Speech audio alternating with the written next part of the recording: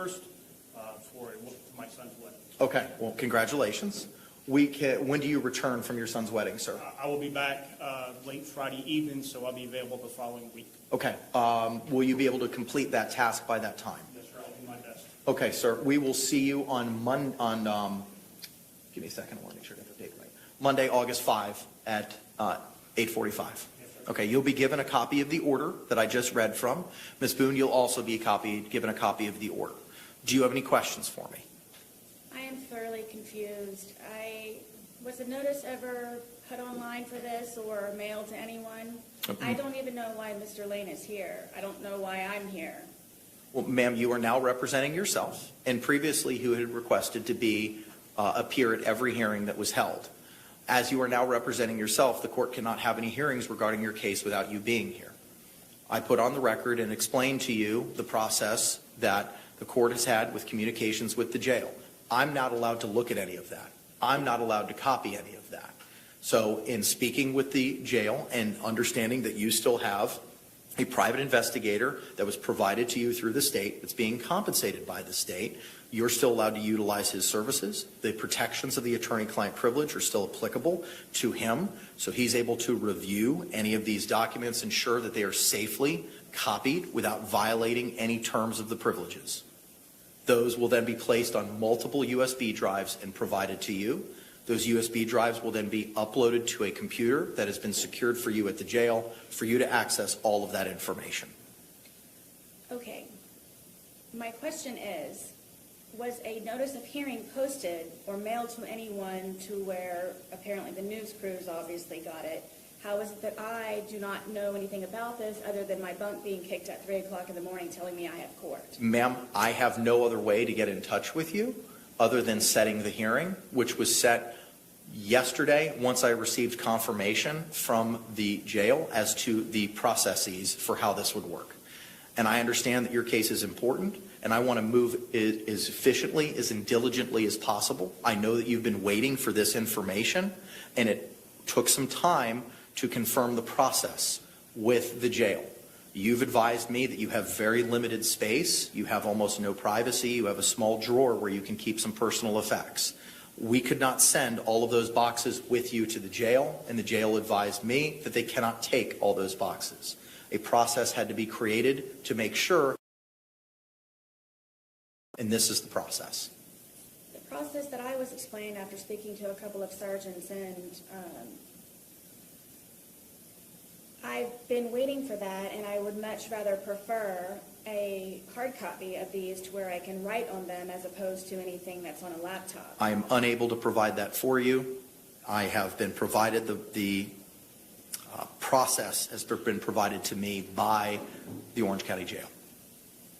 I understand that's your preference, but I can't do anything more than what I've done right now. I understand. And I have had other information given to me, which is why I've been waiting for the boxes for them. So I don't know, is this something that I need to pursue continuously still for me to be able to receive my hard copies? Because no one tells me anything. I cannot answer that question because that may call for me providing you legal advice, which I am prohibited from doing. Okay. Well, because I have no other way of contacting you other than in a letter, and it's AKA worldwide. So am I supposed to go back and speak to the captain and whoever else it is that I might need to speak to in order to receive these? Again, I cannot answer that question. All I can tell you is that we will have a hearing on August 5, whereby which Prison Break Investigations will provide all of the information on USB drives. Those will be provided to a representative from the Orange County Jail who will place all that information on a laptop for you to use, and that's accessible for your use from 0800 to 1600 every day. Right. Okay, so I guess I will figure that out, because if I'm up at 2 o'clock in the morning, I can't utilize the laptop, which is another reason why I was looking forward to the hard copies. So my other question is my time prorated for the time that I've been waiting for my discovery? I'm not sure I understand what that means. Will I be having additional time added, or will it be extended from the time period of me waiting for my discovery still? I'm not in a position to answer that question. I don't know what it is that you're asking for. My pretrial is supposedly set for September 24th, I believe it is. So obviously I will not be prepared And obviously, I do not know what I'm doing, and obviously, I'm still waiting for my discovery. So for that time period that I have been waiting for almost 4 weeks now, will that be added to the time frame in order for me to be properly prepared? As of right now, the dates are what the dates are, ma'am. Okay, so I just miss a week, a month. The dates are what the dates are. So I also sent you, I believe, 5 motions. Have you received those? No, ma'am, I have not. They were mailed last week. Then I have not received them yet. The last correspondence I got from you, ma'am, was received on July 8th. Okay. 5 motions I've mailed. They're probably sitting wherever else it is, considering it takes a day for you all to receive my mail, considering I'm right down the street from you all. So I have those also in order, which may change whatever information or anything that I'm trying to acquire in between now, the month less that I have in order to prepare for my trial. That's in October. So if you could keep an eye out for those also. I don't know who I'm supposed to ask. How did Mr. Lane come into any of this? Like, how was he called? Mr. Lane has been your investigator in this case, and he was advised to attend this morning's hearing by virtue of being provided the discovery in order to digitize it so that you can have access to it. The court contacted him? I did not contact him. Am I allowed to speak to him directly? You can? Mr. Lane, who contacted you in order for you to be here, please? The JA contacted me. If I'm pro se and my own attorney, shouldn't I be included in all of this so I know what's going on and not a surprise hearing like it is again for the second time? Ma'am, again, this is why there were benefits to being represented by counsel. The court has already identified in its 16-page order the reasons for why you no longer have those benefits. Right, which It is makes now things formed. exceptionally more difficult, as I explained to you, in communicating with the court and communicating with the state attorney's office. Isn't that what a certificate of service is for anything that's filed by anybody in the court? There That was, should be included in that. ma'am, there was no certificate of service for setting this for today. This was coordinated by the JA. You were advised as soon as it was set. It was set yesterday. It's just very odd to me that the news knew about it before I did. Again, I can't speak to that. And so nonetheless, my constitutional right to counsel is being forfeited on your behalf in the court. So now I don't get appropriate notice in preparation for me to be able to be here and doing what I'm supposed to be doing and act as and perform as? I've already addressed the reasons, ma'am, for why there was a forfeiture and alternatively a waiver in the 16-page order that you were provided. Again, it's difficult to communicate with you based on where your current housing is. I'm not able to pick up the phone. The judicial assistant's not able to pick up the phone to communicate with you or send you an email to schedule certain things. And it leaves a little bit of a level of further complication.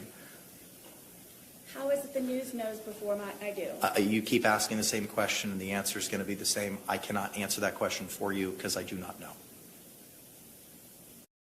Okay, but you do know it's harder for me.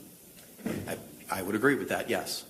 And you do know that you did not ask me any questions in regards to your order. You just read it straight off and never asked me what's what or how many with anything of it. Ma'am, if you have questions, I can certainly try to answer them. I'm trying to facilitate you getting that information that you're certainly entitled to, and it took time for a process to be created by the Orange County Jail, as they had advised me. They do not have a place to store 2 banker's boxes of information, nor are they in a position to provide you physical copies.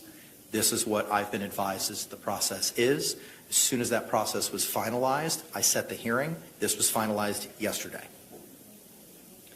No one ever asks me. I've been waiting for the boxes.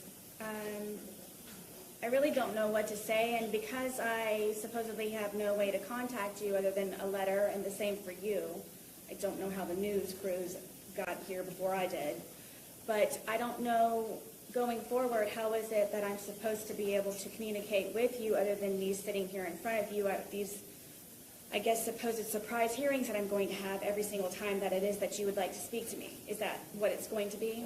Ma'am, I cannot answer that question. All I can tell you is that you can communicate with the court through the avenues that you've been utilizing previously, by and through letter writing. As I said, I do not have your letters that you sent last week. They're not in the court file, and they were not in my inbox yesterday. So as soon as I receive them, I will diligently review them, and if we have to set a hearing, you'll be properly noticed for it. in the certificate of service? You'll be properly noticed for it, yes, ma'am. And will there be a proper notice for today? Notice was performed last night. I've already explained. Ask the news crews how they got here? No, ma'am, I'm not going to let you do that. They're not under oath. They're not a party to this action right now. It's wrong and it's unfair. You're certainly entitled to that opinion. Am I allowed to ask him a question? Sure, go ahead. Mr. Lane, how is it that you and I are supposed to be speaking to one another? So my suggestion would be, since you're now the attorney and you are pro se, that either you or your honor gives me access to the jail to come visit with you, and I will be happy to do that. It is the policy of the Orange County Jail to have a letter representing from an attorney to allow me to access you. That's the reason for the past previous couple of attorneys I thought had the ability to come out and access you, but that's changed. And I will be happy to continue to move forward with any investigative actions I can do for your defense, as long as I can get that access. So you need a letter from me? Or the judge, or the jail, somebody that will allow me access to you. Yes, ma'am. And I send it to you directly? Yes, ma'am. Is this a letter also that you'll be supplying to him? I don't know that I'm in a position to compel the Orange County Jail to do anything. But you all are the ones who contacted him. But I can't tell the jail, let this person come talk to you. If they have a policy where you need to provide the letter, then you need to provide the letter. So until you have that letter, you and I will not be able to speak with one another? I will contact the jail myself and find out if there's an extension to pro se, or maybe they can speak to you directly to circumvent the actual letter itself. Thank you. Ma'am, do you have any other questions? I don't think you have enough time. I'm just doing my best, and if you could please keep an eye out for my motions. I will be on the lookout for them. You said there were 5, correct? Yes. I will And be if on- you could please include me on the certificate of service for whatever hearings that we have that are no longer a surprise for me, please. Understood. You'll be given a copy of the court's order that I read momentarily, and I will see you both on August 5 at 8:45 in the morning. All right, thank you all very much. Mr. Cacciatore, anything further, sir? Nothing from the state. All right, thank you very much. Thank you, Your Honor. Thank you, sir. Have a great day. Oh, wait, before you leave, that is all going to be yours. Yes, I would, sir, so that you can begin the digitization process. All right, I'll see you on the 5th. Perfect. Thank you, sir. Yes. I'm just...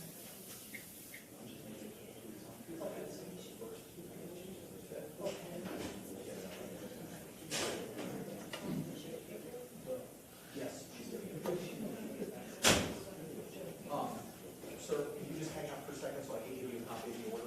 Appreciate you. Thank you. Versus Sarah Boone State. Dave Castro, out of the state. William Jake of the state. Ms. Gold, raise your right hand to be sworn, please. Do you swear or affirm that the testimony you should give shall be the truth, the whole truth, and nothing but the truth, so help you God? Yes. Ma'am, good morning. Could you please state your full name and date of birth for the record for me? Sarah Boone, 10-10-77. I do see that we have a representative from JACS that's appearing virtually. Sir, can I get your appearance for the record as well? Yes, Your Honor. Christian Lake with the Justice Administrative Commission. Okay, very good. All right, we've got a couple of things that we're going to be addressing this morning. The first is the motions, Ms. Boone, that you had made reference the last time I saw you. The court has reviewed all of those motions. I've reviewed also JACS's reply, specifically their response to the motion seeking due process costs that was filed on July 30, 2024. State, have you had the opportunity to review all of Ms. Boone's motions? Yes, Your Honor. Okay, all right. Ma'am, I want to go through each one of them and hear from the state, from yourself, and from JACS. We're going to start first with the, y'all can be seated, you don't need to stand, thank you. The defendant's temporary motion for reservation of proposed costs to acquire investigator for defendant's defense and trial dated July 18, 2024, received July 29th. That request seeks to reserve any and all costs proposed to be incurred to acquire investigator. the defendant's temporary motion for reservation of proposed costs to acquire all witnesses for defendant's defense in trial dated July 18, 24, and received July 29, 2024. The request is to reserve any and all costs proposed to be incurred to acquire all witnesses for trial. And then defendant's temporary motion for depositions to be conducted per FRCP Rule 3.220 by defendant under pro se attorney title and position ordered by the judge in court dated July 18th, 2024 and received July 29, 2024. I have reviewed all of those motions. All three motions reflect to be determined or TBD with regard to the investigator, witnesses, and deponents. The total amounts are to be determined. How to calculate is unknown. As for the depositions, the date are to be determined, and the amount of transcripts are unknown. Mr. Lake, I've reviewed your response. Do you have anything else to add, sir, with regard to those items, investigators, witnesses, or deponents? Not really, Your Honor. The only thing is if we can provide Ms. Boone a copy of our pro se packet that has information about, including model motions. We would be happy to send her a copy or to send your JA a copy that you could send to give to her. That might help her for purposes of future motions. But as far as these are concerned, I think our response pretty much outlines what our position was to each of those, as to each of those requests. Okay, thank you, sir. If you would be so kind to send that to Ms. Barrios, we will ensure that Ms. Boone gets a copy of it. State, do you have any position with regard to those three motions that the court just identified? No, Your Honor. Okay. All right, ma'am. So previously, Prison Break Investigations was already appointed to be your investigator. The JAC has no objection to authorizing $5,000 in costs for Prison Break and for $500 for obtaining case-related documents and materials on your behalf. So seeing as there's no objection, even though you were asking for a reservation, I'm going to go ahead and permit that cost to be incurred. With regard to the costs for witnesses and the depositions, you are requesting, as I identified earlier, just to reserve those costs. And as I had said earlier, the motions do not identify who the witnesses are or what the deponents are. So I'm going to deny those motions with prejudice, but that means you can refile them and we can readdress them when you file motions in the future addressing any of those items for ensuring witnesses being subpoenaed or appearing for your defense at trial, or for any persons that you may seek to depose. Because as of right now, I don't know who it is that you were seeking to depose based on your own motions. Do you understand the court's ruling as to those three motions, and do you have any questions, or do you want to add anything? I would like to add, please. Sure. With your delegated due date of July 22nd, for all of my pretrial motions to be submitted, I have yet to receive my discovery, so I was trying to beat that deadline or at least meet it. So I don't know what I'm supposed to ask for or who I'm supposed to ask for, and again, I have yet to receive my discovery, so I don't even know who it is I need.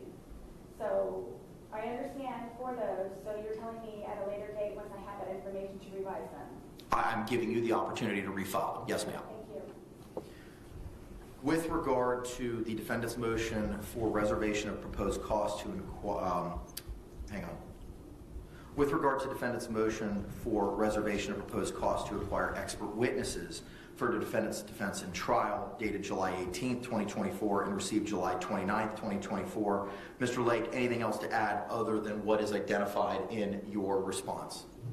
No, Your Honor. Again, the issue here is, with the exception of the mental health expert that's already been approved, there would need to be much more specific motions for these costs. Ms. Boone needs to include essentially what we included in our response. And again, the model motions that we will be sending to will have that information. Without specific information, neither us nor the court can make an informed decision on whether the requests are appropriate. Okay. Ma'am, the motion fails to identify any specifics. It has to be determined for your expert witness or witnesses. It does not identify the type of the witnesses. It doesn't identify the amounts, and it's difficult for me to identify the particular showing of need, which is what's required for the appointment of that expert. So again, I'm going to give you the opportunity to refile in the future a motion pertaining to any specific experts identifying the specificity that JACS has requested in their response. So at this point in time, that motion is denied without prejudice, and you'll have the opportunity to refile it. Lastly is the defendant's motion requesting immediate relief to the defendant by appointing effective standby counsel to aid and support in preparation of a criminal case for trial dated July 18, 2024, and received July 29, 2024. The request, ma'am, that you are seeking in that motion is to provide immediate relief to defendant by appointing effective standby counsel to aid and support in preparation of her criminal case for trial. State, do you have any position with regard to Ms. Boone's request for standby counsel? No, Your Honor, other than what's already been placed on the record in the court's order. Okay. Mr. Lake, anything over and above what's in your response? Just briefly, Your Honor, the point we would make, Your Honor, is I think Ms. Boone misunderstands the role of standby counsel. Standby counsel is not co-counsel or assistant counsel to a defendant. Standby counsel is there for when, in the situation where a pro se defendant who is elected to represent herself decides at some point they want a lawyer, that allows the court to put a lawyer back into play at that point in time. In other words, it's a safety mechanism so that if a defendant who is decided to represent themselves decides at some point they do no longer want to represent themselves, the court has a lawyer already in place so that the progress is not delayed. It is not an assistant or a co-counsel. It is someone whose role is incenting not to get involved until the defendant says, I no longer want to represent myself. Ma'am, the courts had the opportunity to review the case law on this issue. There is no constitutional right to standby counsel as decided by Paul v. State, 152 Southern 3rd, 635 at pinpoint 641 by the Florida 4th District Court of Appeal in 2014, citing to the Florida Supreme Court case in Jones v. State, 449 Southern 2nd, 253 at pinpoint 258 from 1984. As the court has determined that you have forfeited and alternatively waived by your conduct the right to court-appointed counsel, the court is not required to appoint standby counsel. That's Brown v. State, 45 Southern 3rd, 110 at pinpoint 114 through 115. Florida 1st DCA 2010, citing to, again, Jones v. State by the Florida Supreme Court in 1984. There is no Sixth Amendment right to simultaneously proceeding pro se and with legal representation by the Florida Supreme Court in 2009 in Shepard v. State, 17 Southern 3rd, 275 at 279. For the reasons that the court identified in its 16-page order previously entered, your request for standby counsel is denied.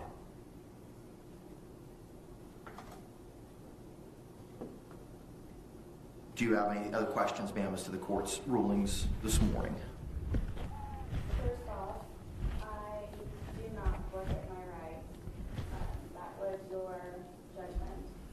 And also, I feel that I should have had some type of evidentiary hearing prior to your decision, so I could have better explained myself and you could have had a better understanding.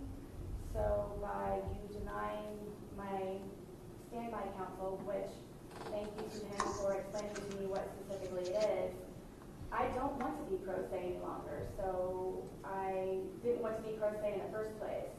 And again, you, in my opinion, unlawfully denied me or didn't even suggest an evidentiary hearing in order for me to avoid or try to go about a solution or remedy so you would understand. So I don't know if it's me either wasting your time or anybody else's time, if it's even an opportunity, or if it's just something that is denied, period. It is denied, period. Thank you. With regard to an evidentiary hearing, that seems to be in the realm of a Ferretta inquiry where a criminal defendant is seeking to represent themselves. And I would inquire of that person and have an evidentiary hearing as to the rights and remedies that you were forfeiting and the pros and cons of proceeding representing yourself and the benefits of being represented by counsel. Due to the Florida case law that was provided in the 16-page order, no such evidentiary hearing is required. My understanding was the hearing, the Ferretta hearing is in regards to competency as opposed to having an understanding before you take someone's right to it. Ferretta pertains to a criminal defendants seeking to represent themselves. Ferretta was not applicable to your situation, and that's identified in the case law citations that were provided in the 16-page order. Yes, I understand. It was the day of that I was explained most of all of this, and as opposed to prior, so I would know what would happen or could happen. So my understanding is one thing, and then the explanation is another. So I'm just confused and feel that I should have had an opportunity prior to all of this to explain myself and to have a better understanding. So now my belief was that the the Ferretta hearing was simply competency. So the evidentiary hearing I thought would be a collaboration of the information of why I wrote my letters in order for you to remove my right to counsel. That, in my opinion, I felt that it was a type of retaliation by the court because you did not understand or attempt to understand any of my letters that I wrote previously, which was for the intervention of the judge and or the court to avoid any of this with me sitting in front of you presently. Ma'am, as identified in my 16-page order, I listened to every audio hearing. I specifically provided dates and times and words that were specifically said at particular hearings involving yourself and prior counsel. I also made reference in the 16-page order to statements that were made in your letters. I promised you, I've read everything in the court file. I've read every single letter, and I've listened to every single audio. That decision was not made lightly, and it took a lot of time to make that determination and that decision, which explains why it was also a 16-page order. That order stands, it remains. The court's not going to revise its findings or its determination as to your forfeiture, and alternatively a waiver by virtue of the conduct identified in that order. Okay. I believe, in my opinion, the order is erroneous, and after I reviewed your 16-page order, there are quite a few incorrect entries, and some of them are based on perjury by the attorneys. And by you reading and then also listening to the audio, you did not listen to me in any way, shape, or form in order for me to explain myself better so you have an exact understanding of the particulars of each letter for each attorney. I'm not going to revisit my prior decision. I understand. I'm just trying to make you aware that it's my opinion. You wouldn't, and like we talked about last time, ma'am, you're certainly entitled to that opinion. Thank you.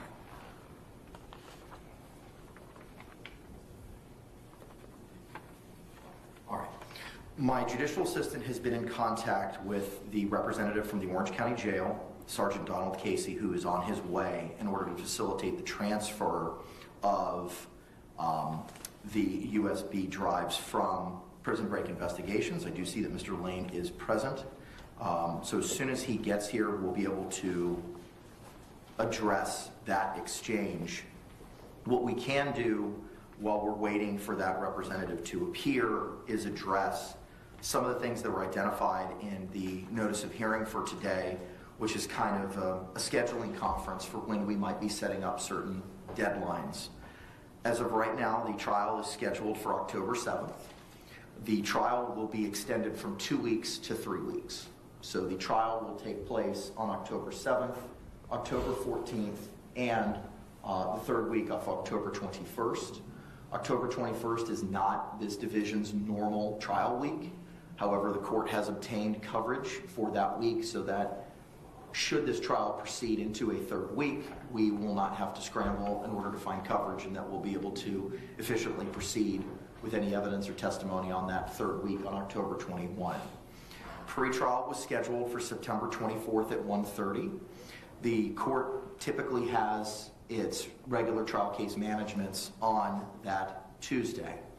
Due to Ms. Boone representing herself and some of the complex issues that may be involved in this case, I'm inclined to change the date of the pretrial so that we might be able to have our own pretrial separate and apart from all the other cases that may be set for that same trial period. My thought would be to move it to, rather than the Tuesday the 24th, to Tuesday the 26th at 9 a.m. Is that a Thursday? Yes, sir. That's Thursday.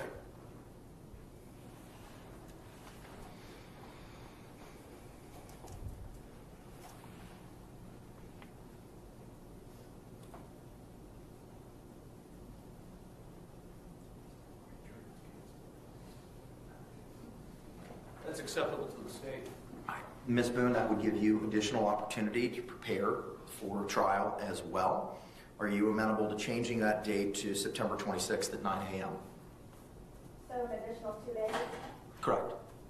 You would still have that time to prepare regardless if we had the hearing on September 24 or September 26th. I'm just moving it so that we don't have 50 or 60 other cases and I can focus more attention on your case specifically. Of course. Okay, all right. So pretrial will be rescheduled till September 26th at 9 a.m. One of the issues that I wanted to address was deadlines for production of the state's exhibits and the defendant's exhibits. Now, I'm mindful, Ms. Boone, that you have not reviewed some of the documents that may have been provided. I know most recently, Ms. Cashman spent 20 hours with you alone going over questionings and reviewing some of the materials. I don't know the breadth and scope of what was reviewed to you, but some of it may have been reviewed to you based on counsel's representations.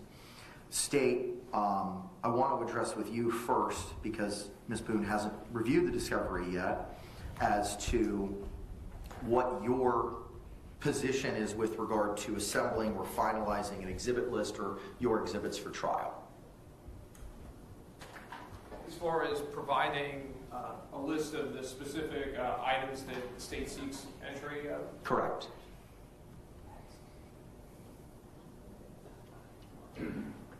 I do want it before pretrial. So let me just kind of lay the map for what the court's thinking. The court would have the state provide a exhibit list and a witness list by X date. Ms. Boone would have the opportunity to look at that list. We would then have a hearing where all of the exhibits would be shown to and provided to Ms. Boone. They would be provided on a USB thumb drive that could be utilized with a laptop at the jail. And then she could view all those exhibits here in open court. And then she would be afforded the opportunity to make an objections in writing to any exhibits at a later time by a certain date. I guess one of the concerns would be that if the state identified specific items that we would seek entry of, depending on the course of the trial and the questioning, there may be other items that have already been disclosed in discovery that may necessitate being entered in, would potentially not be part of this original witness exhibit list. Items that were in the discovery, but if that makes sense. That does make sense, Yeah. and I understand what you're saying.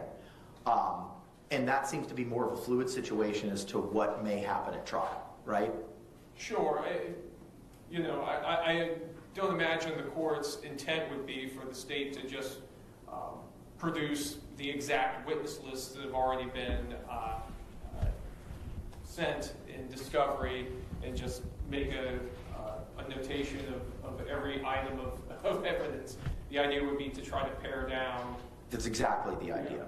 Now, obviously, that wouldn't foreclose you if something was produced in discovery and something that would not be relevant or admissible at a certain stage of the trial, but maybe later became relevant or admissible due to something that happened or something that was said. I would not foreclose the state, nor would I foreclose Ms. Boone from attempting to move that piece of evidence into evidence for the jury to consider. But it would be almost like a civil conference where you and opposing counsel would go over what your exhibits are prior to proceeding to trial. And I think that's important to do that so that Ms. Boone has the opportunity to view those in court so that's on the record as to what she's reviewed, and then give her the opportunity to provide any objections, if any, to any of those exhibits. And again, I wouldn't foreclose you if you want to use items A, B, and C and that's all you intend on using, I don't know what you intend on using. I don't know what evidence you have. If you only want to use and only show A, B, and C, but are saving D, E, and F for later, depending on what happens, I won't foreclose you from readdressing D, E, and F. But it's just an opportunity to address what it is you think you're going to be seeking into evidence at this time. So essentially,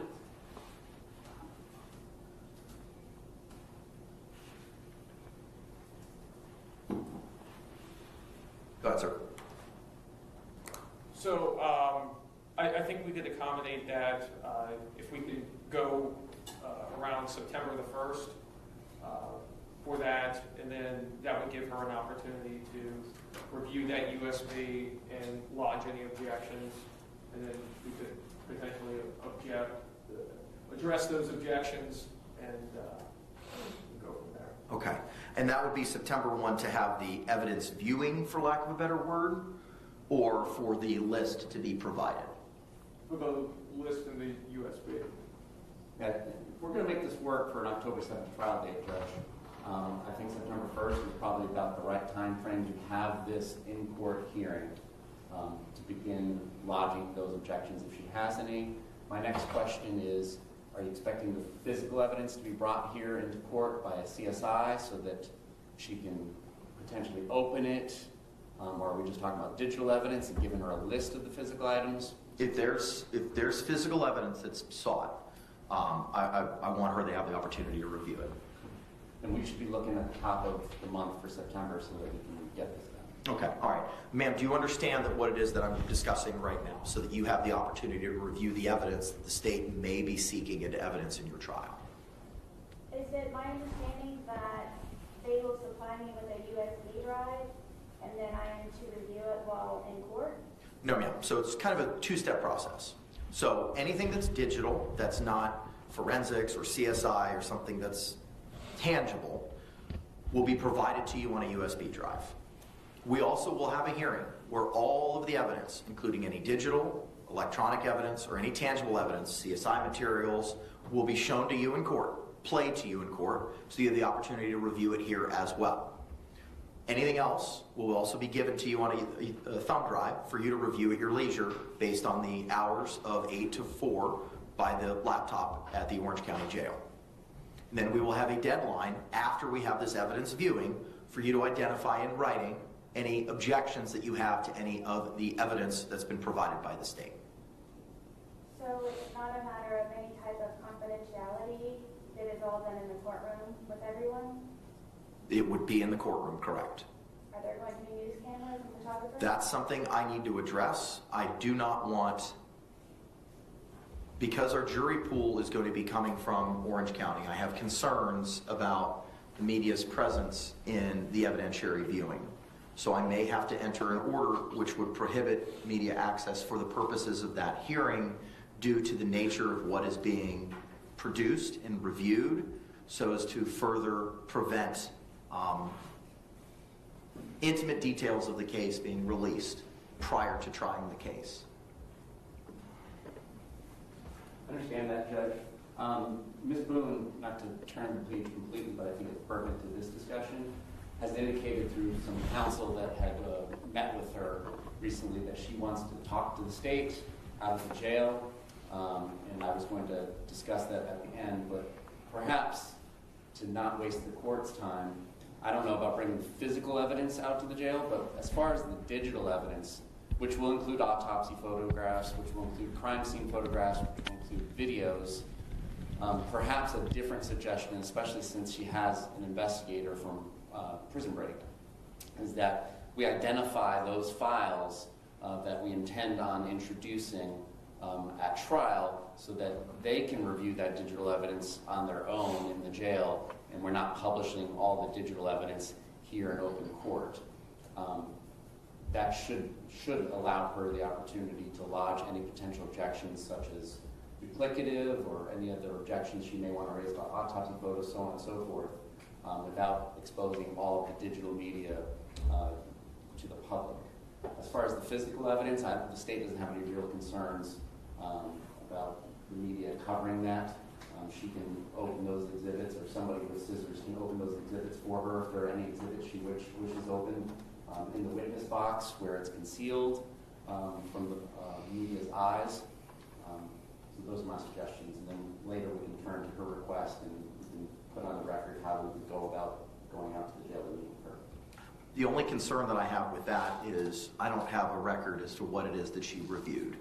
My suggestion would be that because this is in the context of plea negotiations potentially, I would be out there, Mr. Cacciatore would be out there, and our investigator would be out there, and we would record it. The conversations that we have, of course, and that would all be protected because it would be in the spirit of plea negotiations under the evidence code. And then we can all file in writing, the state can file in writing, these are the videos that we are going to use. These are the particular photograph numbers from the crime scene and from the autopsy photographs that we're going to use. And then we can have the defendant sign off on that as well, so that it's documented as to what was told that she would be facing at trial. And either she can review it with her investigator, or she can review it with us, being present, and then that way the digital evidence is now in the open. Okay. Ms. Boone, what are your thoughts on that? I'm a little lost. So it's an option of reviewing what the state has with my investigator and then be able to come with the objections and everything? That is So, correct. I'm unclear on having all of my evidence being in sealed bags and for me to be able to inspect them to be here in the courtroom. I don't know how the attorneys have done any of this prior, but I don't believe that it was in the courtroom. So I'm just trying to protect myself against the media. I'm not sure at this point what is even suppressible that is available on the internet. But at the same time, though, it is my understanding that I should have some right to privacy in reviewing the evidence. So I didn't know if my investigator and I are able to collaborate prior and view and then come to court with everything finalized and ready to go as answers. I'm certainly going to give you an opportunity to meet with your investigator to address it. The question is just the method of how to do it. The state's proposal is digital. They would meet with you, identify specifically digitally what videos, what photographs they intend on utilizing, and anything that may be physical, CSI, etc., would be addressed here in open court. And just so the court and the defendant understands how physical evidence viewing would operate normally, the defense attorney and or her or his investigator would come out either to the sheriff's office or OPD's evidence center, whichever agency, and they come and view it, but it's done in the presence of the state, it's done in presence of law enforcement, it's done in presence of the CSI for the chain of custody. So attorneys don't get privacy when they're reviewing the physical evidence either. So that wouldn't really be any different than if she's doing it in the witness stand or wherever we deem suitable in the courtroom. I think that's the most appropriate way to have the opportunity, ma'am, to review the evidence. I can't release that evidence to Mr. Lane to bring to the jail for your review because of the chain of custody issues concerning some of the physical evidence. So CSI would have to be here just like an evidence viewing at the sheriff's office or elsewhere where counsel just identified. And I cannot bring you anywhere else other than here, and I can't release you to anywhere else. So I think the only solution that we have is to have the evidence viewing here with regard to any of the physical evidence. Why is it that it cannot be transported anywhere other than here? Because I cannot make a record anywhere else of what you saw or what was reviewed. The only opportunity for me to make that record is here in court. What did prior attorneys do? That was already identified by the state. I know I'm trying to keep up with everything. What was the answer, please? So an attorney who's doing an evidence view would come out to the law enforcement agency's evidence warehouse, for lack of a better term, and then in the presence of the state attorney, the CSI, and the lead detective, they look at the package, and if they deem any particular package worthy of opening and examining, they can do that. We can have the CSI bring butcher paper here so that any particular item can be opened, put on fresh butcher paper, and then changed out between exhibits so that there's no contamination. And then you can examine it. If Mr. Lane or any other representative from his organization is here, he will have the opportunity to photograph those exhibits once taken out of the packages. And that's essentially how an evidence viewing is conducted. Thank you. You're welcome. And again, please, would the media be involved in that? That's a conversation that I need to see if I can exclude them from participation or viewing that proceeding. There are rights where the media has to view proceedings in court, but due to the sensitive nature of what may be being discussed or viewed, I need to see if I can prevent media access. So without doing a little bit more further dive or research in that, I don't know if I can make that call at this time. Yes, I have not heard of a case where the evidentiary hearing has been televised. So, if you could please look into that, because I disagree with the media being involved in that. I understand your position, and again, for the reasons that I stated earlier, I'm trying to prohibit as much as I can from dissemination to the public, especially some of the exhibits that the state may be seeking to utilize. We are going to go ahead and set the evidence hearing. The first is Sunday.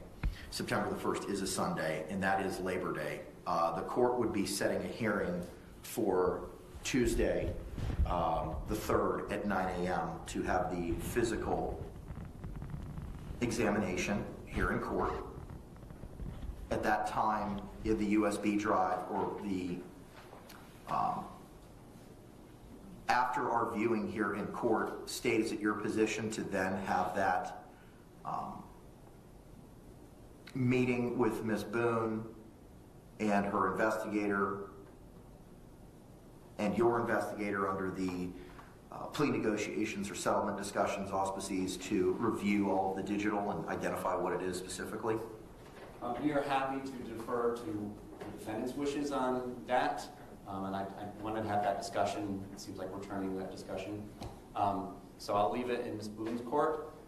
My indication from one of the attorneys that she had discussed things with said that she wanted to have a conversation with us, and so I'm offering that up. In the past, with female defendants at the Orange County Jail, there are classrooms, or at least one classroom there, where we could arrange to meet. It would be a big enough room for 4 or 5 of us that would need to be there. And then we can discuss that, whatever it is she wants to discuss, and it would be recorded. And again, those portions of the conversation that are about plea negotiations and the evidence and whatnot in the trial, I believe under the evidence code would not be admissible to be used against her. And I can leave it to her when she wants that to happen. We can make arrangements to try and accommodate that. It should not take us very long at this point, given the age of this case, to select and identify which digital evidence exhibits we're going to use. It's simply a matter of getting rid of duplicative and irrelevant photographs from the scene and the autopsy. And I believe the videos won't be too hard to decide which ones to use. I don't know that there's a whole lot of other digital evidence. Okay. All right, ma'am, do you have a thought on when you would like this viewing to take place at one of the classrooms at the Orange County Jail under the concept as identified by the state? So this meeting is separate. This is prior, before everything else.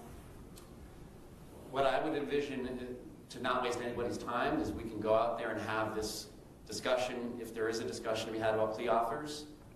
One of the other topics was other matters, so that's kind of ambiguous. I'm not sure what other matters are. And then also we can let her know and probably provide the court in writing a list of the digital evidence that we seek to introduce. And then that way, if she wants us to review those digital evidence items together with her in the presence of everybody, we can do that. Or we can let her, with the list of the digital evidence that we plan on introducing, review that as many times as she wants by herself and or with Mr. Lane. I understand. So would I be leaving with the digital evidence today, or how soon may I receive that? So the state needs to assemble that. So my thought would be to have that meeting, ma'am, on the 3rd of September. So we would have a hearing at 9 o'clock in the morning where the physical evidence would be reviewed here in the courtroom. As soon as that evidence was finalized and reviewed, the state with their investigator, yourself with your investigator, would then meet that afternoon at the Orange County Jail to address, as the state has identified or spoken about, any settlement negotiations, plea offers, and under the other category to address what the digital exhibits are. They would provide you those on a USB drive, and they would identify for them specifically what it is that they are seeking for you to review at that point in time and have the ability to review it afterwards. We're happy to do that beforehand, and I just want clarification. By providing her the USB with all the narrowed down exhibits out of discovery, are we providing it to Mr. Lane? How are we physically? It would have to be provided to Mr. Lane, Okay. who would then have to provide it to a member of the staff at the jail, the names of which I have from the captain at the jail as to what persons are involved in the laptop process. Thank you. And then once that's done, I would require Mr. Lane to identify with a filing in the court, probably in the form of an affidavit, as to when, where, and how the USB drive was received by him, and when, where, how, and to whom it was delivered. Thank you. Your Honor, I feel uncomfortable with you supplying my evidence to the jail.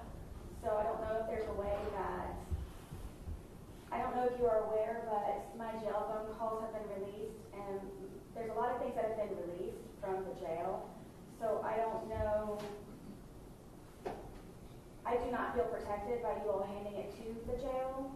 I know that Mr. Lane and I previously have worked on the laptop with USB drives that he has furnished himself from bringing in from the outside. So I didn't know, and I would feel more comfortable if there was a process or a procedure. I don't know who your names are from the jail. I do know the captain, whom I spoke to the other day regarding my laptop. But I would very much... Who was that, ma'am? I'm sorry? Who was that? For which? The captain that you spoke to. Who was it? D. Giovanni? Okay. There's multiple sergeants involved, and I did meet the gentleman who was supposed to be here today to pick up the USB drives. So I don't feel comfortable, please, with providing the USB drive of my evidence with things that have been leaked or released from the jail. So if there's a possibility, please, I would like for my investigator to have that and bring in with me prior. If I understand the jail's protocol, which I read to you at our last hearing, the jail will keep custody of the USB drives and release them with the laptop as well. So I don't know how I can bypass that process that they've created, because the USB drives and the laptop, when it's checked out by you and when it's returned by you, is all going to be logged in their IMS system. Right, it's simply a laptop. It's a very basic laptop where anyone affiliated with my case has any type of digital evidence they bring in with them from the outside. It's simply a basic laptop that we are able to utilize at the Orange County Corrections Department. That's how we have done that prior. So I don't know what it is different, and I don't know the jail protocol because no one's included me. You were provided a copy of it through the court filing, and I read it to you at the last hearing. Your understanding is different than my understanding because my contacts from the jail are telling me something different. Who? What are their names? There's multiple sergeants. What are their names? I'd rather not get them involved for fear of harassment or anything from other... Ma'am, I'm deferring to what the Orange County Jail and the captain that you identified specifically Yes. as to her memorandum to the court, which was read to you at our last hearing, which was sent a copy to you by a notice of service, and it was provided by U.S. mail. It was sent out last week. I have yet to receive anything such as... Don't worry, I have a copy to give to you this morning, just in case you have not received it. Yes, the last thing I have is your order that you provided me with the implementation of your USB drive Okay. option. All right. So anything that you're speaking of. In the meantime, I do not know, and it was served by process, It was served by U.S. mail. by U.S. mail? Mhm. Yes. I actually have 3 motions, please, if I may submit them to you. In a moment. Yes, in the process of, because the address that you are, I'm guessing, sending these to is incorrect. I received your letter addressing the address issue. That's been remedied. So the appropriate legal mail address will be utilized.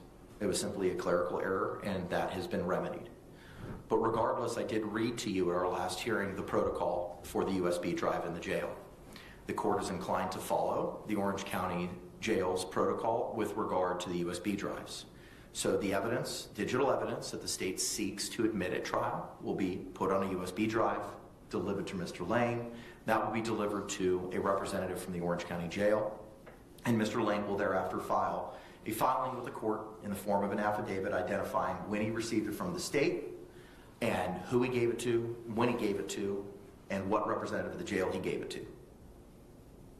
So it goes from the state to Mr. Lane to the jail. For the purposes of indexing it, for the purposes of their records, under the protocol, and then it will be available for your use. So if I want to see all of my evidence digitally, I need to contact someone at the jail. No, ma'am. The evidence that were in the 2 bankers box that Mr. Lane digitized for you is going to be provided to the jail. That's going to be provided with the laptop to you. And that's available to you from 8 a.m. to 4 p.m. every day in the protocol that I read to you at our last hearing. Yes, and I will speak to the captain just to be aware that everyone that it is in the process, because I do not feel comfortable with any of this, and I do not feel protected either by the courts or the jail system. So for right now, I don't know if it can be postponed or if it's something that I need to write another letter to. Everything takes longer in jail. So by me trying to get a hold of the captain nonetheless, it's going to be a feat in itself. So I want you to know, if anything, that I am in the process of trying to reach out to the captain. I don't know if she'll be here today or if it'll be the contact person. So in the process, I am working on speaking to the captain because I do not feel, like I said, that I am protected in any way, shape, or form by the Orange County Corrections Department withholding my evidence in any way, shape, or form. Okay. The court's going to follow the procedure as I outlined at the last hearing. So here's what we will do. We will, on Thursday, September the 3rd at 9 a.m., we'll have a hearing to review the physical evidence. At that time, the state will provide its exhibit list, which will be filed with the court at that time, and a copy will be given to Ms. Boone of the physical and the digital evidence they are seeking to admit. After we have the in-court examination of the physical evidence, that afternoon, there will be a meeting at the Orange County Jail between the state, its investigator, Mr. Lane, Ms. Boone, to review the digital evidence and provide a USB drive with that information. And can caveat in that order be unless it hasn't already been done? In case we do it ahead of September? Sure, if you want to do it before, the deadline to do it will be to September 3. But the in-court physical examination will be at September 3. So if you all want to meet in advance of that, I won't prohibit that. Just file something in the court file identifying a notice or some document so that it identifies when that meeting took place, when the evidence viewing took place. Understood. Okay, thank you very much. Ma'am, after we've had this hearing on September 3, and that being the deadline for the digital evidence and the viewing of the physical evidence, the court would then like to set a deadline for when you would provide your objections to the state's exhibits. Mindful that this will take place on September 3 and that we have pretrial set for September 26th, and if we need to have a hearing with regard to those objections, my thoughts would be to give you 2 weeks until the 17th to lodge your objections. And those would need to be provided in writing by the 17th. So that if there are objections and if we need to have a hearing on them, that hearing can be held when we have our pretrial on the 26th. That would give the state ample opportunity to prepare for any of the objections that you have. Forgive me, and thank you for your patience. So on September 3rd, I will be viewing the digital and physical evidence here in the courtroom. Correct. And then later that afternoon, I would be meeting with the state and my investigator. If they don't meet with you prior to that date. The deadline for the state's investigator, your investigator, and yourself to meet to review the digital evidence would be no later than the close of business on September 3. I've outlined for when I would like it done, but if the state wants to meet you in advance of that date, they can do so. Yes, please. If I may ask, please, what is your name, sir? William J. Could you spell your last name, please? J-A-Y. Don't get asked that a lot. And what is your affiliation with the state? I'm the homicide unit chief. Yes, please. And I am okay if you would like to meet prior, so less time is consumed on the day of our meeting, supposedly on the 3rd. So I assume you have availability. Should I meet with Mr. Lane to discuss his availability so we can get out there this month? Yes. Then you can do that, and like I said, Mr. J, if you could file that notice, Yes, just sir. identifying when, that would be most appreciative. So ma'am, understanding where we are with the viewing, what is September 17th for the deadline for your objections acceptable to you? Yes, and if I may please raise the point that I have a motion here in regards to, well, I'm in the process of working on it for the laptop. I do not have my discovery as of yet, and I do not have the laptop as of yet. I do not know what hiccups may be involved. There's a lot of hiccups with the jail already. So I'm trying to figure out when and where I'll be able to view anything. So there's a great restriction also that is being put on the laptop usage from 8 to 4. I'm unable to utilize my time to the full extent. Also, I have a motion here to receive my hard copy evidence because when the laptops are in quote, the laptop is in quotes, closed for the day at 4 p.m., I can therefore pick up using the hard copy evidence. I haven't had the opportunity to review the motions that you're speaking of, neither has the state. We'll address them today. I don't have a problem doing that. I'm just not going to do it right this second because I haven't had the opportunity to review them yet.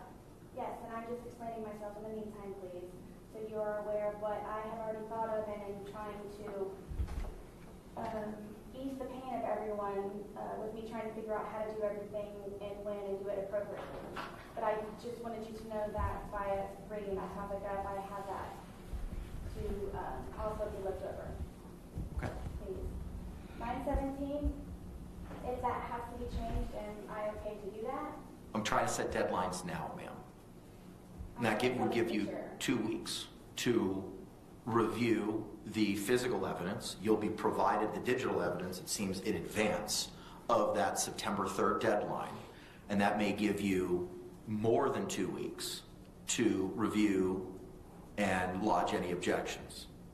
This is just for the evidence? Correct. This is only addressing any objections to the evidence that the state seeks to admit.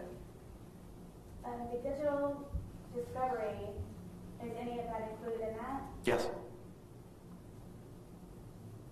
Okay. I am very wary to make any type of deadline. Well, we're setting them today, I understand. So the 3rd is a what day? Thursday? Tuesday. So the 17th would be 2 weeks later, Tuesday the 17th. And that is me coming with my objections. That would be you filing your objections in writing with the court. And to the extent we would need to have a hearing on those objections, we would have them when the pretrial or trial case management conference is set at 9 a.m. the following Thursday, the 26th of September.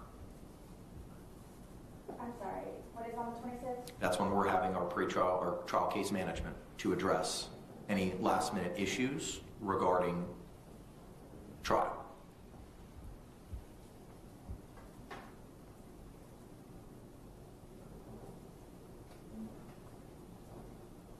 Forgive me. So today being August 5th, I'm supposed to expeditiously complete my case that in every way,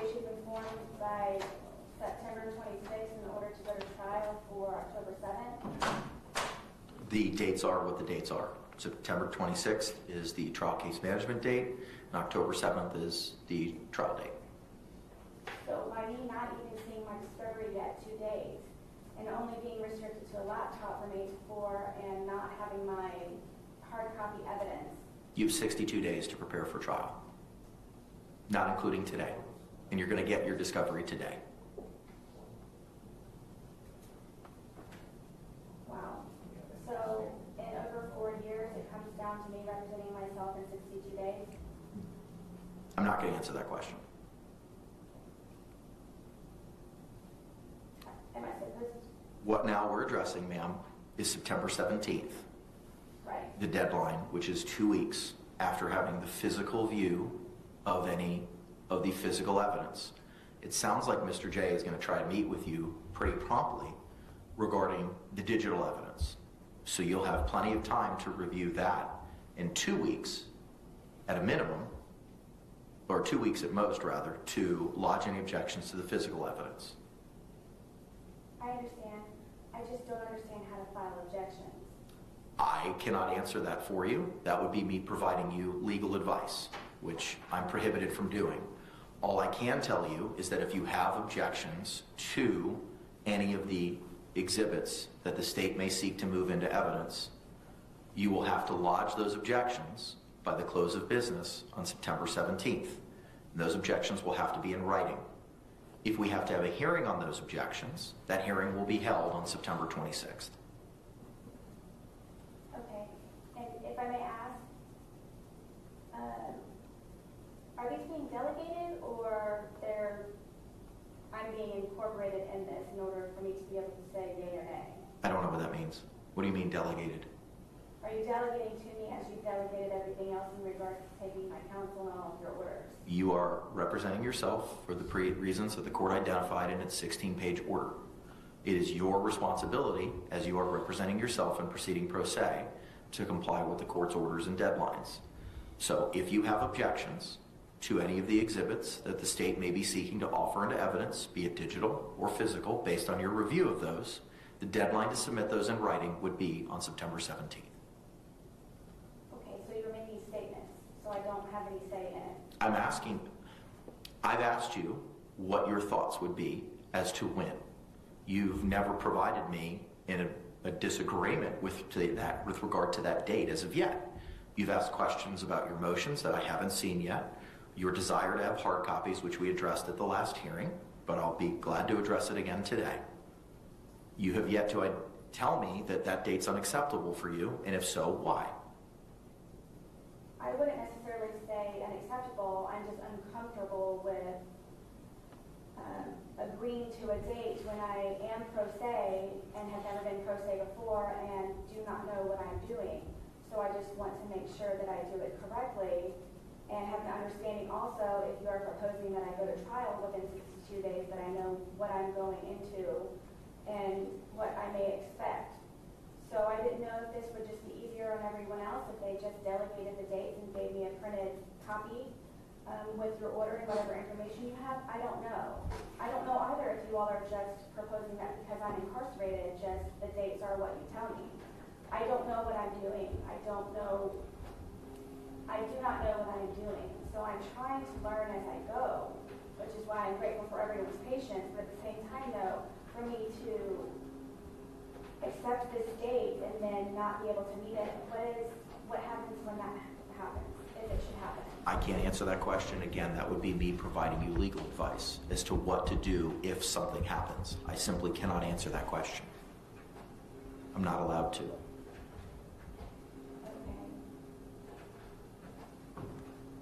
Well, I'm with the court, so whatever it is that you all are trying to do in order to expedite this even more than what it's being expedited, I'm guessing I agree with September 17th. Okay, all right.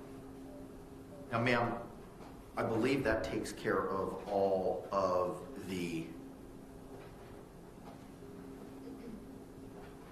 deadlines with regard to the state's exhibits.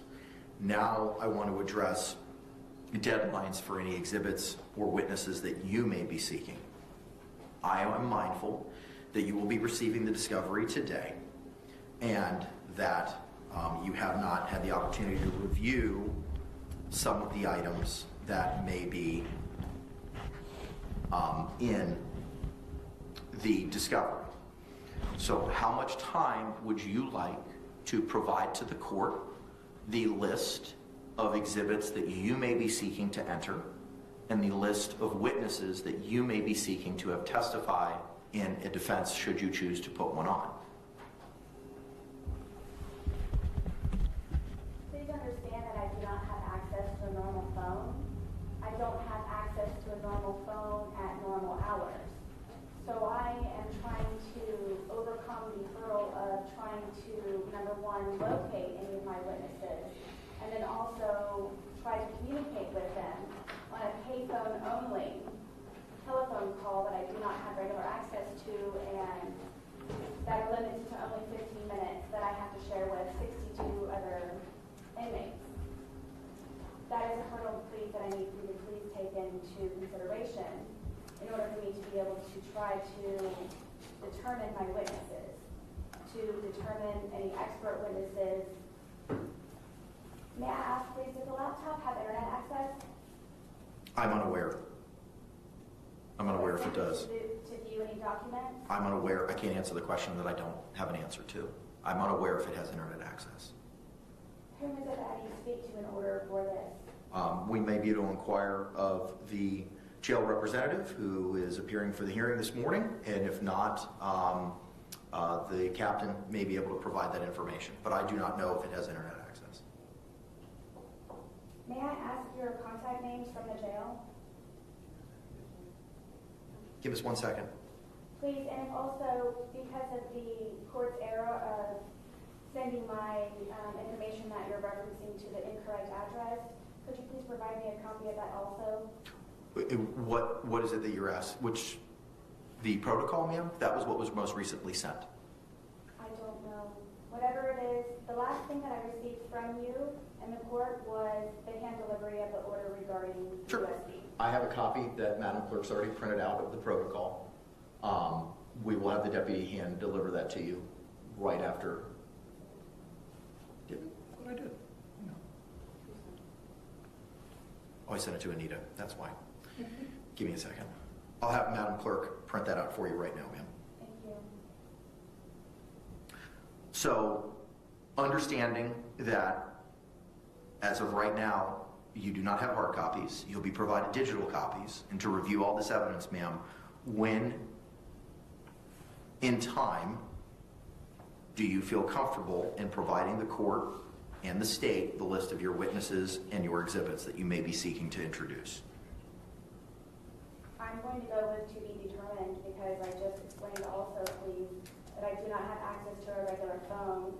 I need to locate anyone. I need to do research. I don't know if I have internet access to anyone. I don't have a phone book.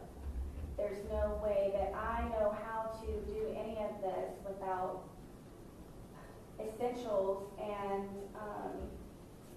fundamental equipment in order for me to be able to provide you with those answers.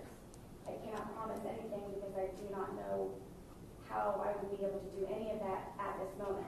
I would like please to propose your understanding of a meeting that I would like to have with the captain so I can see if I can have access to a regular phone, if I can have access to an internet.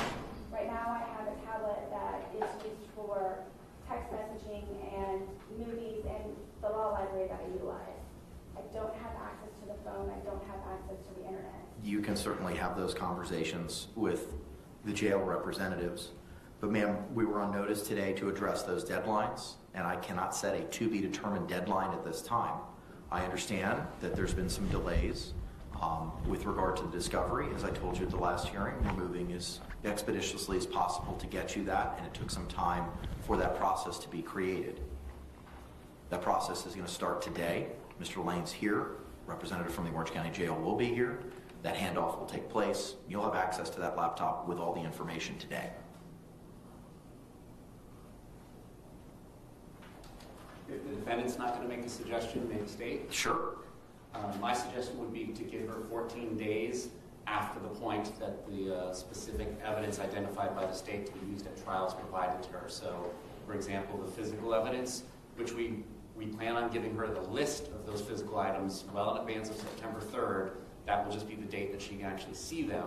But my suggestion for those physical evidence items would be September 17th, and then 14 or 15 days after whichever day we get the specific list of digital evidence items to her, would be our suggestion.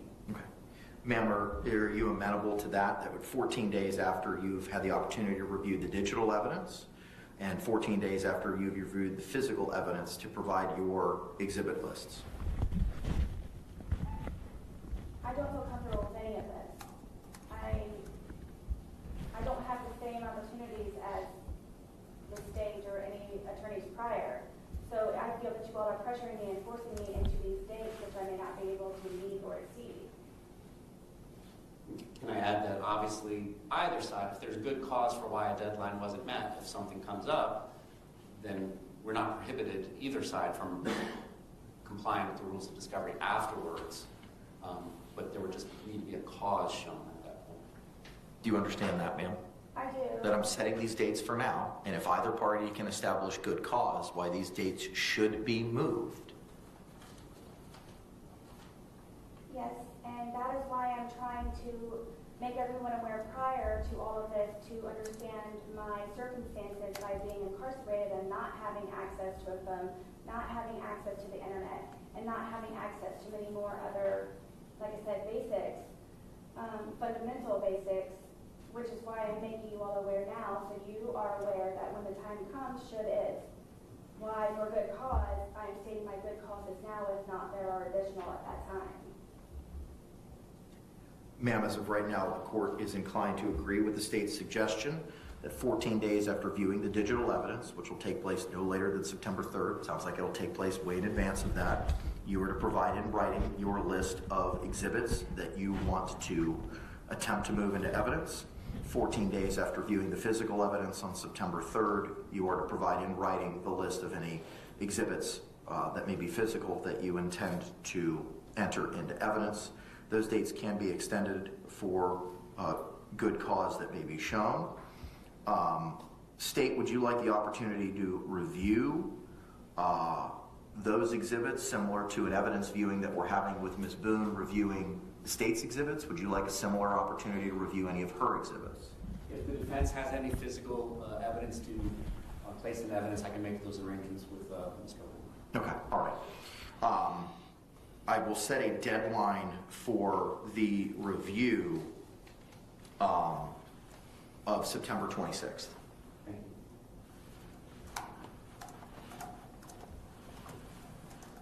you. Is the review that you're speaking of, please, for my exhibits and witness list? That is correct.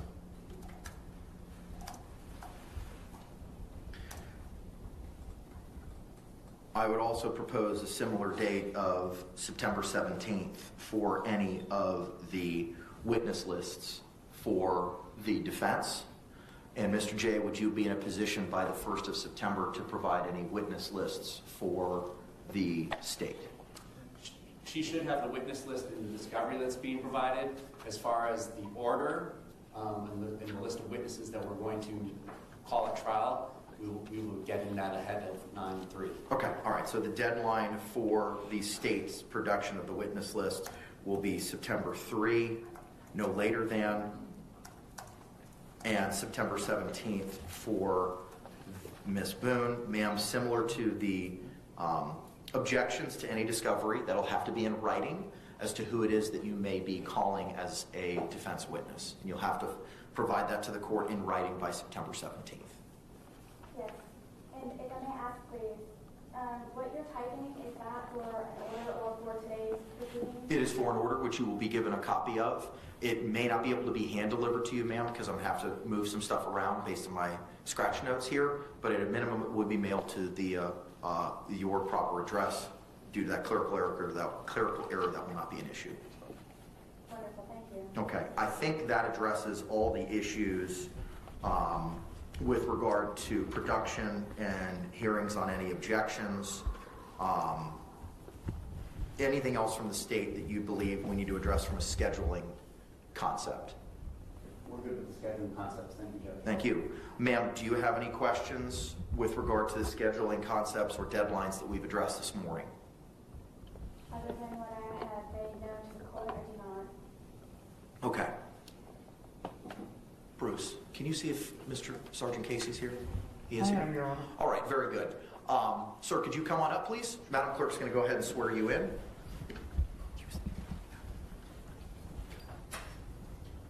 You can stay to the podium, sir. No, just the podium, Sergeant. Oh, sorry. If you could raise your right hand, Madam Clerk's going to go ahead and swear you in. Do you swear or affirm that the testimony you should give shall be the truth, the whole truth, and nothing but the truth, so help you God? I do. All right, sir, good morning. Could you state your name for the record? Sergeant Donald Casey. And what's your position at the Orange County Jail? Sergeant. And what are your duties and responsibilities, sir? I'm over transportation, downtown court holding, BRC courts, medical security, and the juvenile assessment center. Okay.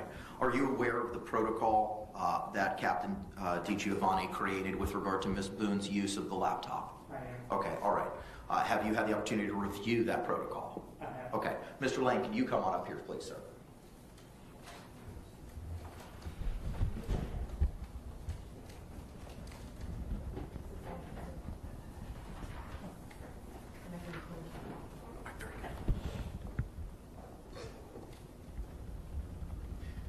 Sir, good morning. Could you raise your right hand? Madam Clerk's going to swear you in. Do you swear or affirm that the testimony you should give shall be the truth, the whole truth, and nothing but the truth, so help you God? I do. All right, sir, good morning. Could you state your name for the record for me? Billy Lane, And what's your affiliation with Prison Break Investigations? I'm the owner and chief investigator. All right, sir, last time I saw you, I had tasked you with digitizing 2 banker's boxes of information, and you said that you would endeavor to accomplish that task by today, understanding that you were out of town for your son's wedding. I hope you had a great time. Were you able to fulfill that task, sir? Yes, sir. Okay. How many jump drives or drives do you have?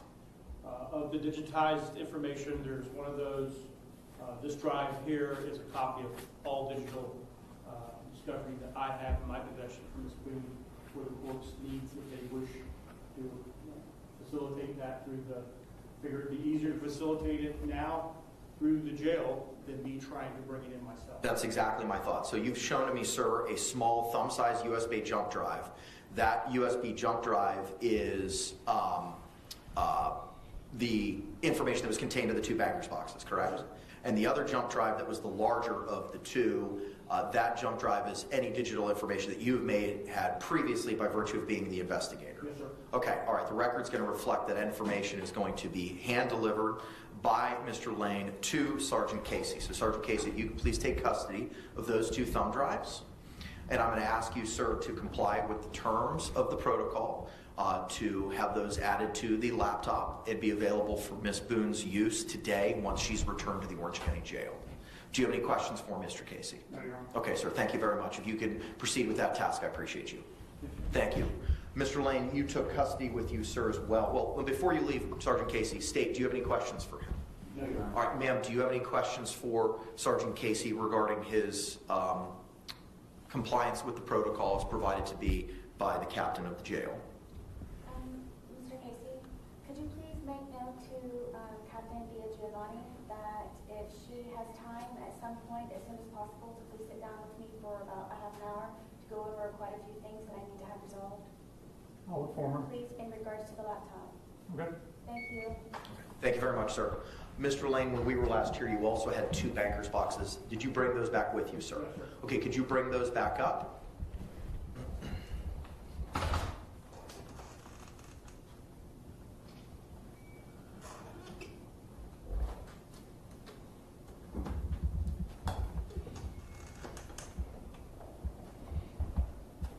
I do see it looks like the original exhibit tags are still on the top of those.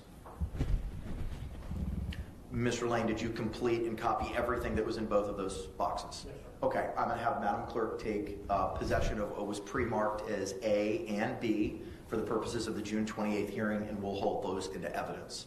Do you have any questions, Mr. J., for the investigator with regard to his task? No, Your Honor. Thank you. All right, ma'am, do you have any questions with regard to your investigator regarding his completion of the digitization process? And my only question is, Mr. Lane, do you know when you would be coming to meet with me at the jail? It's going to be my intent to try to get out there at the end of the week or beginning of next week.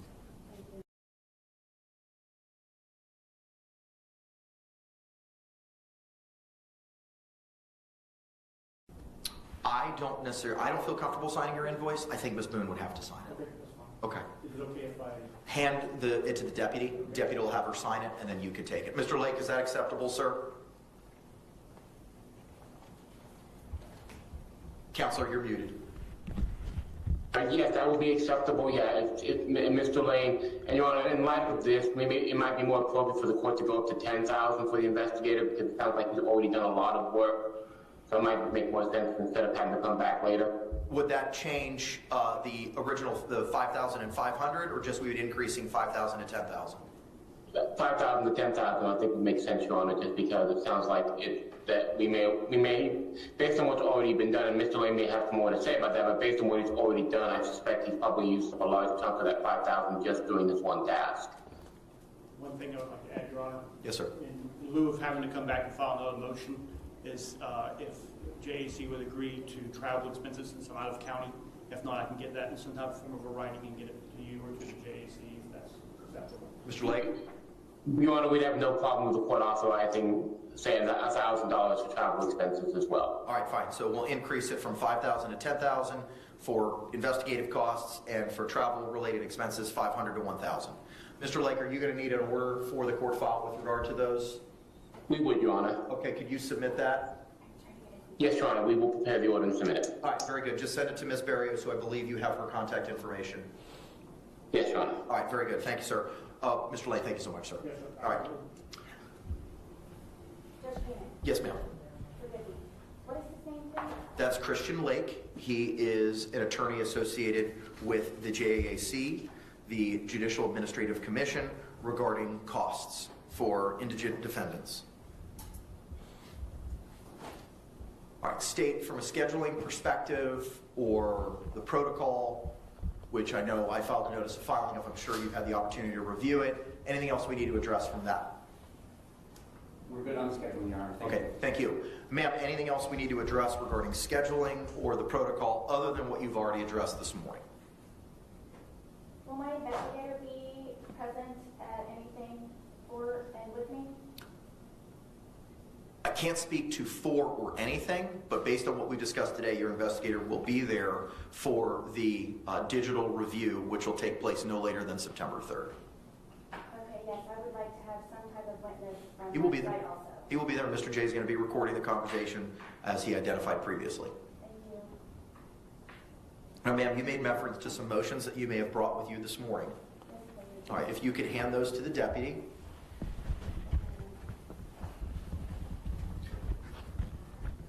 Also, to the extent that the deputy has not already done so, I printed out a copy of the July 24th, 2024 protocol regarding your use of the laptop at the jail.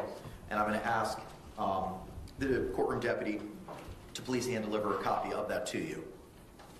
It was mailed to you, it was read to you at the last hearing, but now you have a physical copy of it, ma'am, to the extent one was not already provided to you. Oh, yes, I have not received this yet. Okay. And then also there was another printout that she was going to provide me with, which I believe was a memorandum for today's date. I haven't, she being who, the captain? No, I'm not sure her name. Oh, Madam Clerk, no, the only thing she's printed out for you right now, ma'am, is that protocol. I'm going to be finalizing the order, and like I said, I may be able to finish it before we're done with the hearing, and I'll hand deliver it to you. If I cannot, it'll be mailed to you. Yes, I understand. It was regards to another document proposing the dates for today's hearing. And I guess it was some type of notice. That's what, please, that she was going to print out to give to me, so I had that. Okay. Mary. I did not receive that, nor did I receive this protocol list. As to everything that was being discussed, can you print out a copy of it for us? It should be in the court file. All right, ma'am, let me take a moment to review your motions. Give me a moment here. Thank you.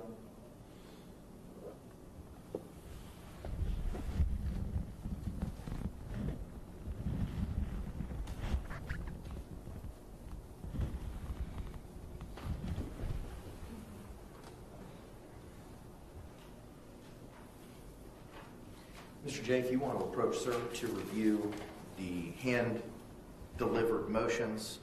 It is the motions for defendant's reasonable freedom and movement by allowing her to be unshackled, unhandcuffed, to function equally and comfortably while utilizing the courtroom.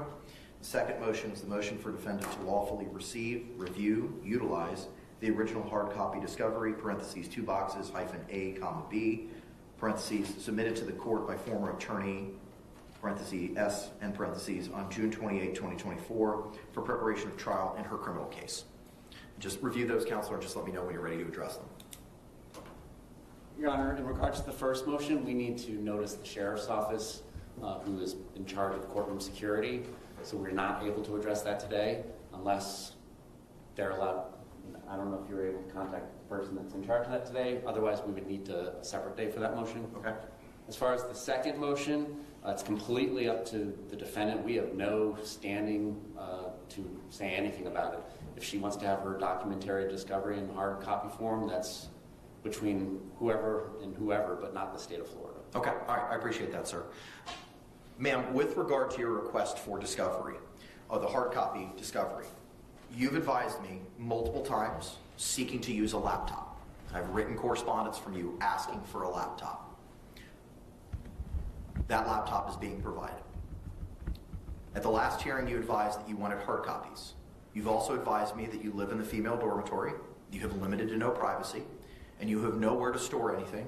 You have a small drawer to keep personal effects, and that's it.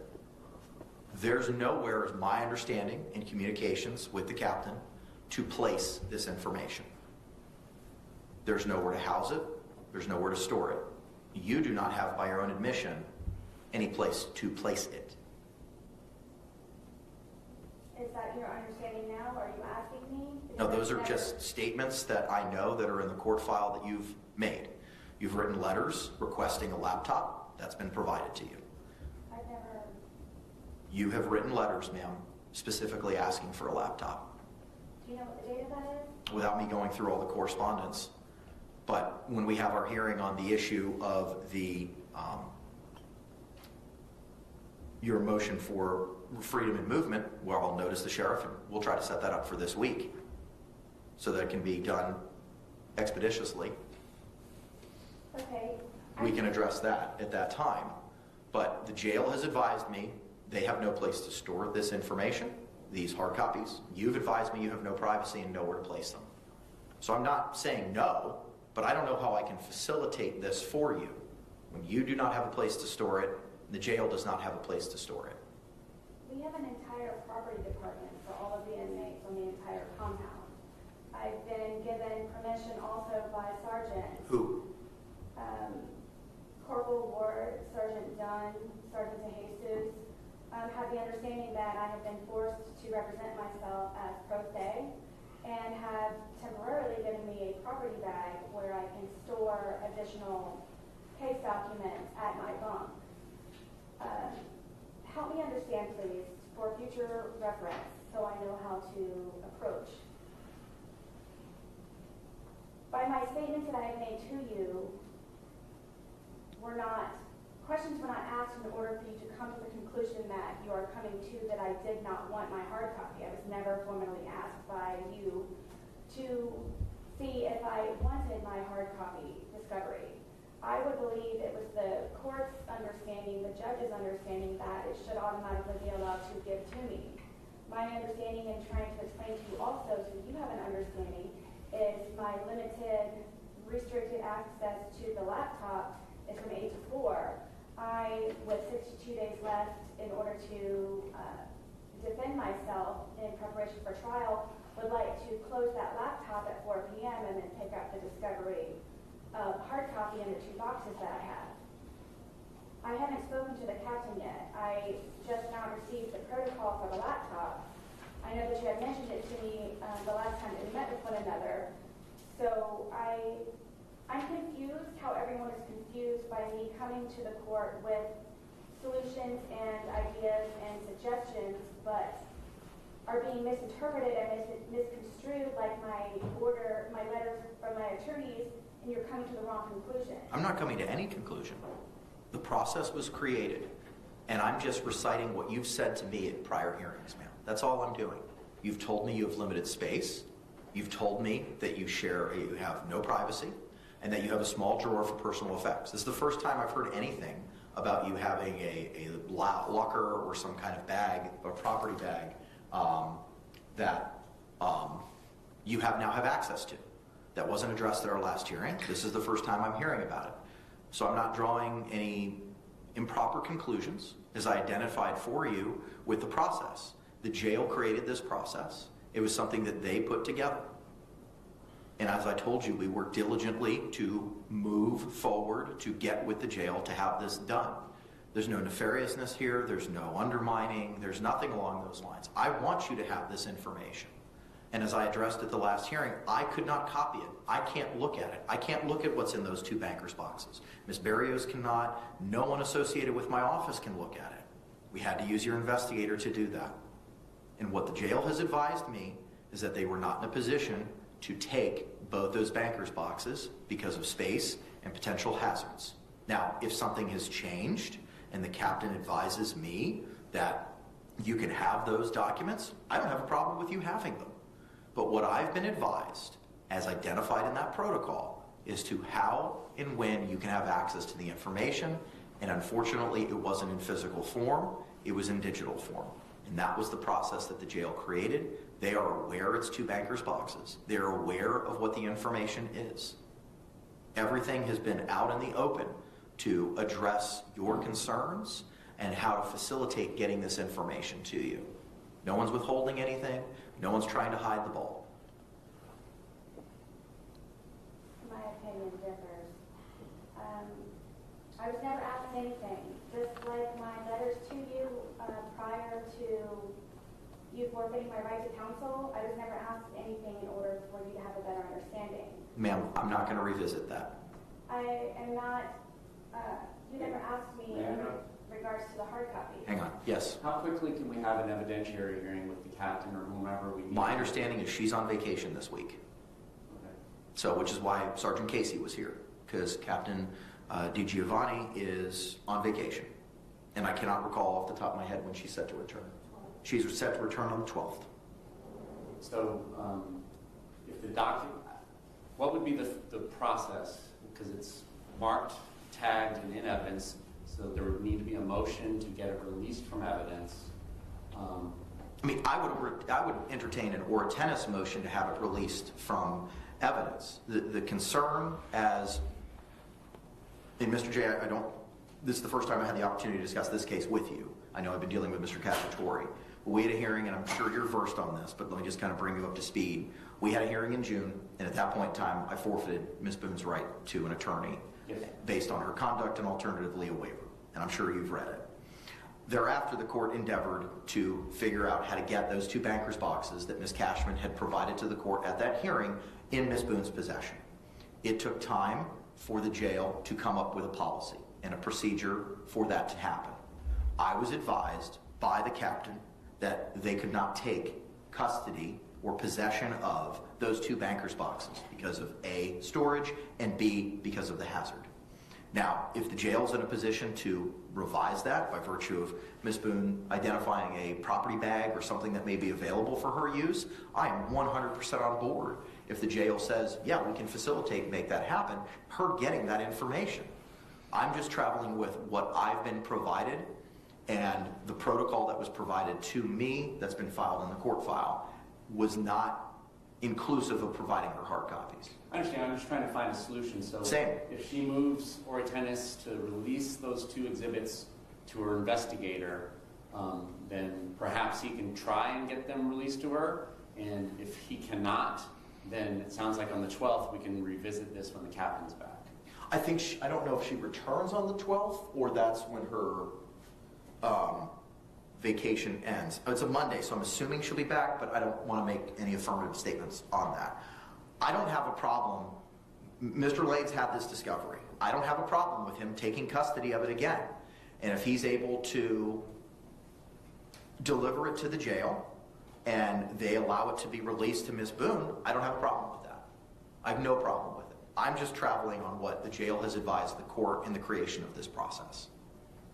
Okay, so if she wants to Ortenis, which means oral motion, move to release those two exhibits. The state has no objection, and sounds like if Mr. Lane can't get them to her, we'll be able to revisit this in the near time future. Yes. Just so that she's advised. So I don't want to ask her, but perhaps the court can ask her Sure. if that's what she wants. Ma'am, the state has recommended a position for, in an attempt to get you these hard copies. Is that something that you would like the court to, would you like to follow with the state's suggestion and ask of that of the court orally this morning? I'm not understanding what it is that he's trying to do. May I please propose that the hard copies go to Mr. Lane, and then once I have permission by the captain and whomever, he can release them to me? Granted. No objection to her motion. Okay. Mr. Lane, thank you for staying, sir. I appreciate you. If you could come back up here, sir, and take custody of both of those banker's boxes. I will have Ms. Barrios coordinate a hearing for the 13th at 8:45. Why not? We cannot do it the 13th because it's pre-trial. You're correct. We will have a hearing on August 14th, if necessary, on Wednesday, August 14th at 1:30, if we need to address the jail's position in taking hard copies if Mr. Lane's unable to have it delivered. And Mr. Lane, you had advised earlier when Ms. Boone had inquired of you as to when you might be able to go visit her. You said the end of this week or by next week. If when you go to visit her by the end of this week or next week, bring that with you and see if the jail would be in a position to take it. If they are, I'm going to ask you to file a similar notice, sir, that that information was provided to the jail on what date and to whom. Okay? All right, thank you. Your Honor? Yes, ma'am. What would the hearing be for on the 14th then, for the jail taking? The hearing on the 14th, ma'am, would be if Mr. Lane is unable to have the jail take physical custody of those two boxes for your review outside of the laptop, Yes. we would have a hearing to address what, if any, protocols the jail may be able to utilize in you having those documents. It may not be necessary. We're going to go ahead and set it. If we need it, if we don't need it, we will not have a hearing. Thank you. And then so there would not be needing to be made an updated evidence control sheet right now. It has been tossed to Mr. Lane. As of right now, the court minutes are going to reflect that what was pre-marked as A and B from the June 28th hearing is being provided to Mr. Lane. Thank you. Okay. With regard to your reasonable freedom motion, I'm going to set that for this Friday.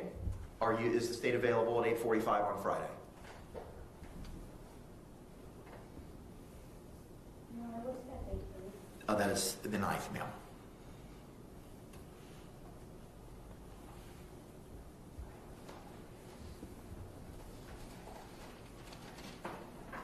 We're available, Your Honor. Okay. Ms. Barrios will coordinate with a representative from the Orange County Jail to address the reasonable freedom motion. Ma'am, I'm going to hand file both of these motions with Madam Clerk, okay? Thank you. All right. Is there anything else we need to address this morning, State? Not from the state. Anything else we need to address, Ms. Boone? Please bear with me, just please, one moment. Uh-huh.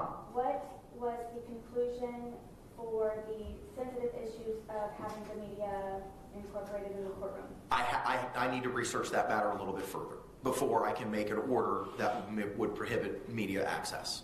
Do you know what your deadline may be or estimated? It'll be well before the 3rd.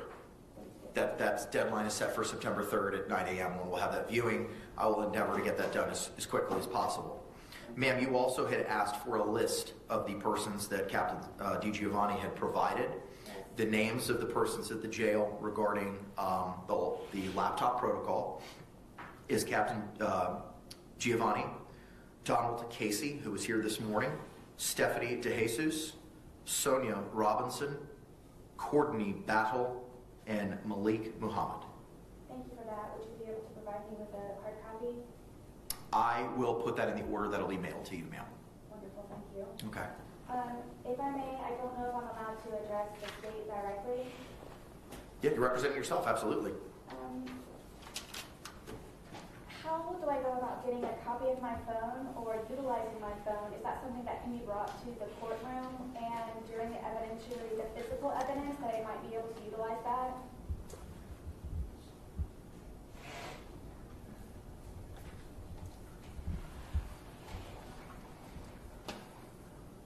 So my understanding is there was an imaging done of your phone with software called Cellbrite, and that is part of the digital discovery that has been provided to you.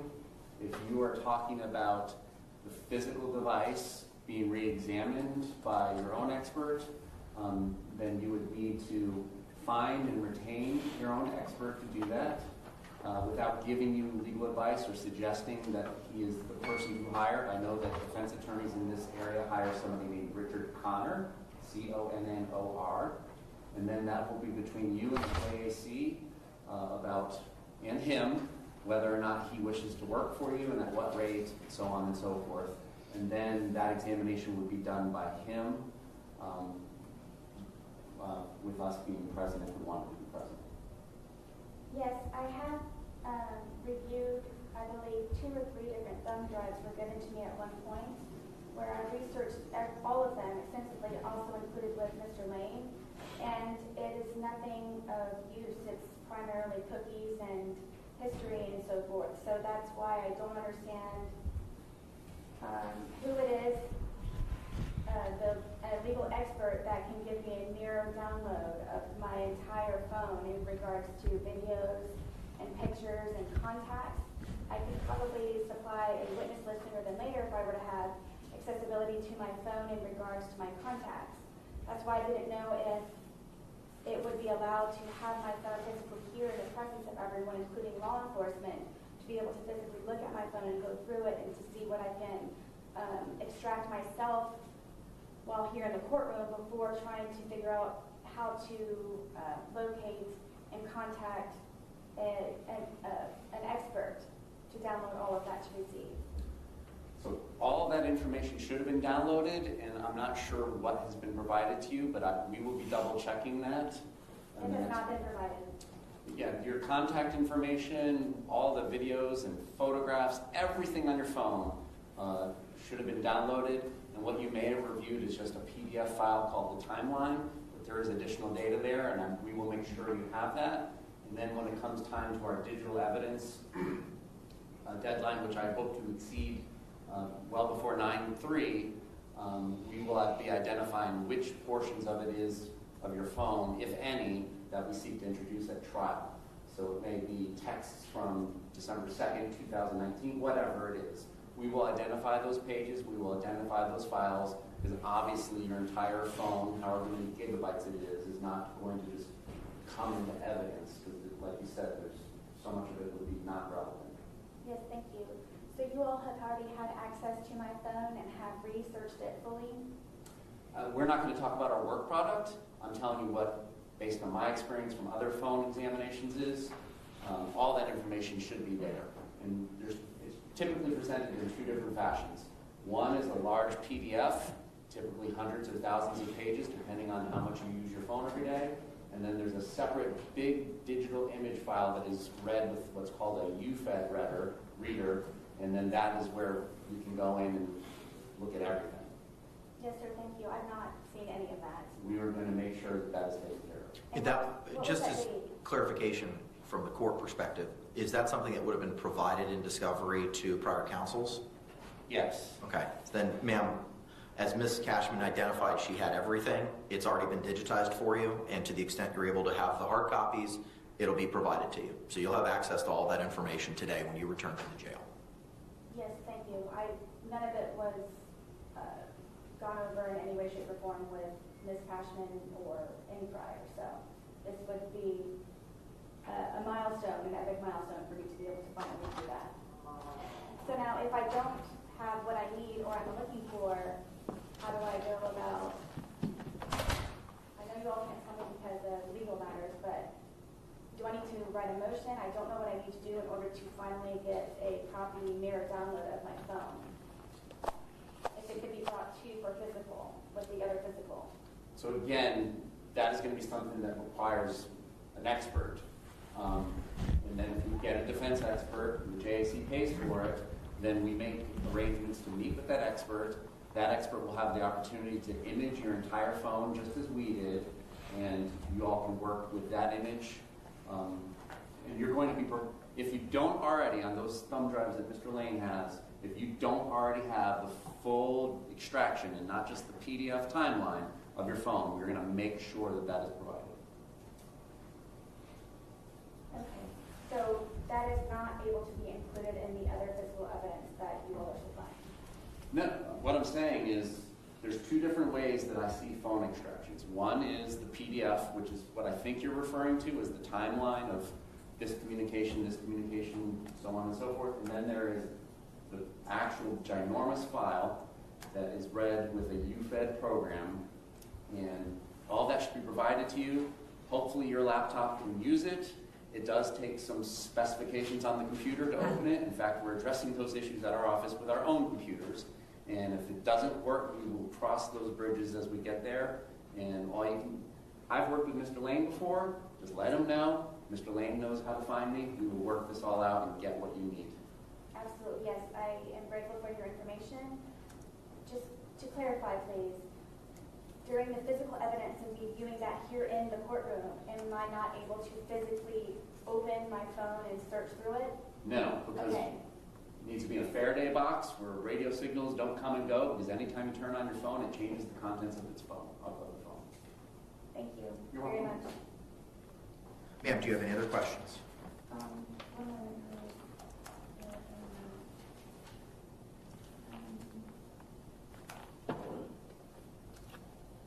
Okay, so everyone is aware that I'm in the process of trying to talk to the captain. In handcuffs. Okay. Your Honor, Yes, ma'am. I believe I am okay for right now. You and I do not have a direct way of communication, and I didn't know. Another big hurdle is if the laptop has internet access, where I don't know if emailing or messaging or whatever, however it is that you and I can communicate, rather than snail mail by me writing you a letter. I don't know when I write a letter how soon you receive it, because sometimes it's days or weeks that it is uploaded to the clerk's website.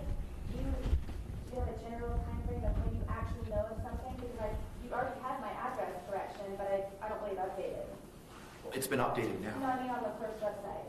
I can't speak to what's on the clerk's website. I know for the purposes of my records and getting information to you, that clerical error has been remedied. Do you have any other suggestions?